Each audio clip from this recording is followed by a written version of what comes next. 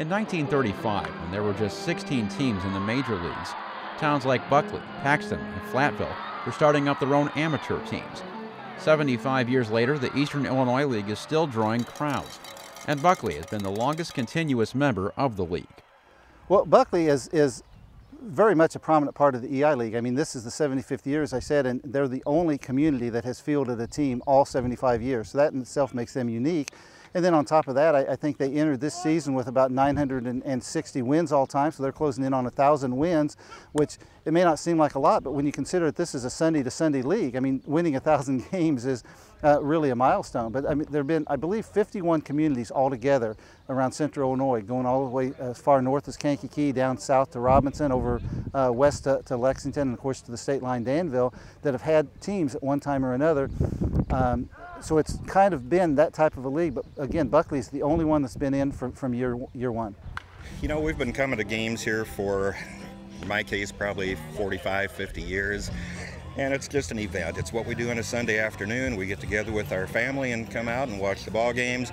We might sip on a beer or two as the day goes on, but it's something that's been a Sunday afternoon event for us for, again, many, many years. Through his book, League President Fred Kroner hopes to preserve not only the history, but lots of stories. Well, I think that the interesting thing about the EI League over the years and still up to this point in 2010 is it just involves a wide range of people. I mean, it's teenagers that play in high school. It might be the farmer down the road that takes Sunday afternoon off. It might be a businessman. I mean, we've had anywhere from bankers to sports writers. I mean, Marcus Jackson from the News-Gazette's one of the prominent players in the league, and he's worked for us for several years now.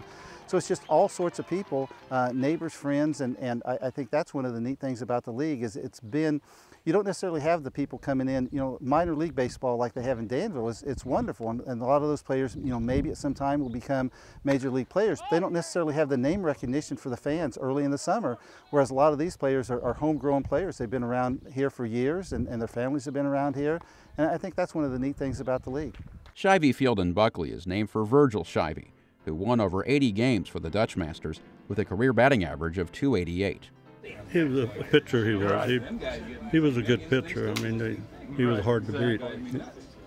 He's really competitive. A couple Hall of Fame pitchers took to the mound in EI League games. Famous Negro League and Major League pitcher Satchel Paige twice played in the league's All-Star game. And the St. Louis Cardinals' Dizzy Dean once pitched for Flatville in an exhibition contest. The EI League has also produced some stars of its own. Well, one of the best stories about the EI League was back in the early 1980s. A young man from Oakwood, Illinois, Darren Fletcher, his dad, Tom Fletcher, had played briefly with the Detroit Tigers and had relocated back. He was from around this area, relocated back to the area. And Darren was an up-and-coming ball player playing for the Danville Legion and then also the Royal Giants in the EI. And they thought so much of the EI team that when the Danville Legion was playing on Sundays, they made their first commitment to Royal. So, I mean, Darren was going to be available and playing with Royal each and every Sunday that there were games. And Darren, as a 15-year-old, was coming in here and hitting over 300 against basically college pitching. And that's when a lot of people realized he was going to be a special player. Fred Kroner says the appeal of the EI League came from a time that didn't have computers or TV, and residents in towns like Buckley were looking for something to do after church on Sundays. I think probably one of the reasons that the league started, I mean, if you think about when you trace back to the history of the EI League back in the early 1930s, I mean, you didn't have the things that you have now. You didn't have computers, you didn't have televisions, you didn't have internet. A lot of the families would go to church on Sunday and then they would come out to a ball game on Sunday afternoon. At that point, the EI League was not a double-header league. It was one 9-inning game that they played on Sundays. Most of the games started at 3 o'clock. A few of them would start at 2:30. And a lot of the things at that time, like if you had a team from Paxton playing, it was basically Paxton area people. They might be, Cissna Park or Milford right close by, and the same with Buckley. It was basically Buckley people, whereas now, there's people playing on the Buckley League team this year from Champaign-Urbana, and Gifford Flatville, the same thing. But I think at the time it was just kind of a source of community pride and something to do.